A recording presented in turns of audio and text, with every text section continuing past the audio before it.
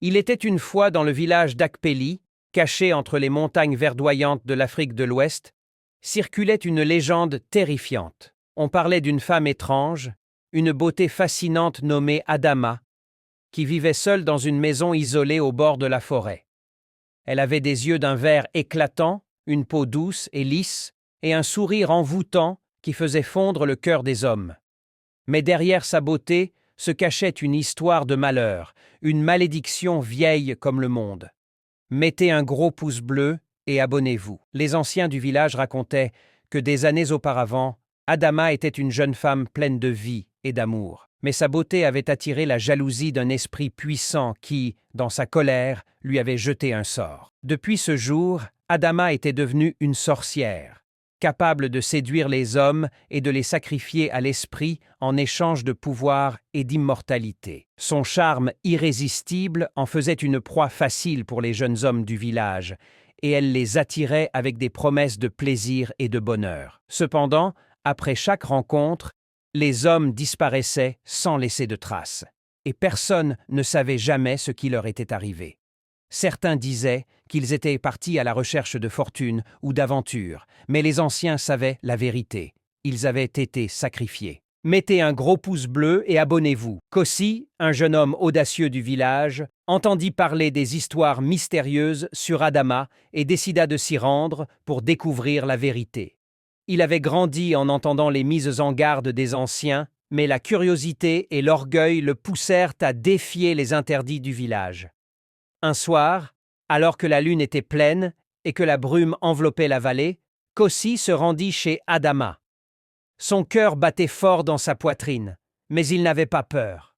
Il savait que les autres avaient disparu, mais il croyait qu'il pourrait échapper à son destin. Après tout, il était plus malin que les autres, non? Lorsqu'il arriva à la maison d'Adama, la porte s'ouvrit d'elle-même, comme invitant Kossi à entrer. À l'intérieur, l'atmosphère était étrange. La lumière des bougies vacillait et une odeur sucrée de fleurs exotiques flottait dans l'air. Adama l'attendait, assise dans un fauteuil en velours, son regard perçant fixé sur lui. Elle se leva doucement et s'avança vers lui, un sourire mystérieux sur les lèvres. « Bienvenue, Kossi, dit-elle d'une voix douce, presque hypnotique. Je savais que tu viendrais. Tu as la même curiosité que ceux qui sont venus avant toi. » Kossi se sentit à la fois envoûté et nerveux. Ses pensées se brouillaient, mais il n'arrivait pas à détourner le regard d'Adama. « Je ne suis pas comme eux, » répondit-il, essayant de cacher sa nervosité.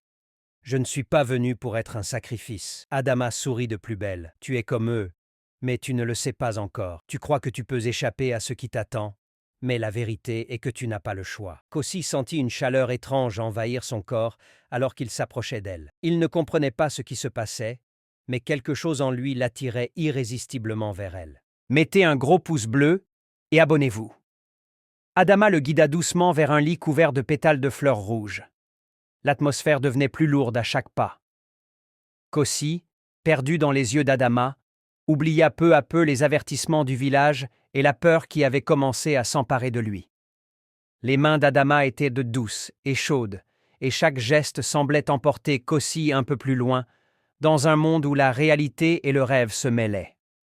Lorsqu'ils s'unirent, Kossi sentit une vague de plaisir intense l'envahir, un plaisir qu'il n'avait jamais connu auparavant. Mais au fur et à mesure que la nuit avançait, quelque chose d'étrange se produisit. Il sentit son énergie s'échapper de son corps, comme si tout ce qu'il était, toute sa vitalité, était aspiré par Adama. Il tenta de se dégager, mais ses bras étaient comme paralysés, son corps incapable de se mouvoir. « Ce que tu ne sais pas, Kossi, » murmura Adama, « c'est que tu es déjà une offrande. Ta jeunesse, ta vie, tout cela m'appartient maintenant. » Kossi essaya de crier, mais aucun son ne sortit de sa bouche. Il se sentit de plus en plus faible, comme si son âme était en train de quitter son corps. Ses yeux se fermaient lentement, et dans ses derniers instants de lucidité, il comprit la vérité. Adama ne l'avait pas séduit par amour, mais pour l'offrir en sacrifice à l'esprit maléfique qui la contrôlait. Le lendemain matin, lorsque les premiers rayons du soleil effleurèrent la terre, la maison d'Adama était de nouveau silencieuse. Le corps de Kossi avait disparu, tout comme ceux des jeunes hommes avant lui. Dans le village, l'inquiétude grandissait. Les habitants se rendaient compte qu'ils n'avaient plus vu Kossi depuis la nuit précédente. Mais personne n'osait aller chez Adama. Personne ne voulait affronter la vérité. Ce n'est qu'un mois plus tard, lorsqu'un groupe d'hommes courageux décida de se rendre dans la maison d'Adama, qu'ils découvrirent le terrible secret. Ils trouvèrent la maison vide, à l'exception d'une vieille malle en bois, remplie de lettres et de photos des jeunes hommes disparus. Les lettres racontaient l'histoire de chaque sacrifice, chaque vie brisée pour satisfaire la soif de pouvoir d'Adama. Les hommes découvrirent également des traces de sang dans la chambre, et les murs étaient marqués de symboles mystiques qui semblaient vibrer d'énergie maléfique. Adama, cependant, était partie. Elle avait disparu aussi soudainement qu'elle était apparue, emportant avec elle son secret et sa malédiction. Les villageois, horrifiés par la découverte, comprirent enfin la vérité. Adama n'était pas simplement une femme séduisante, elle était une sorcière, un être qui avait vendu son âme pour l'immortalité en échange de sacrifices humains. Chaque jeune homme qu'elle séduisait était un morceau de son pouvoir, un sacrifice pour l'esprit maléfique qui la gouvernait. Mais il était trop tard pour Kossi et les autres. Leur vie avait été prise pour nourrir un monstre insatiable. Le village d'Akpeli, désormais marqué à jamais par la disparition de ces jeunes hommes, apprit une leçon qu'ils ne pourraient jamais oublier. Il est facile de succomber à la tentation, mais la vraie beauté cache souvent un prix trop élevé à payer. Adama, quant à elle, était partie, mais sa malédiction persistait. On disait que ses yeux brillants comme des émeraudes apparaissaient parfois dans les rêves des hommes du village, les attirant dans des pièges mortels. Et ainsi, la légende d'Adama la sorcière continuait de hanter les générations futures.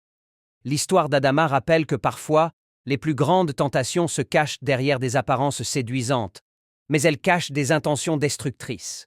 Il faut toujours se méfier de ce qui semble trop beau pour être vrai, car les conséquences peuvent être fatales. La sagesse réside dans la prudence et la capacité à reconnaître les pièges avant qu'il ne soit trop tard.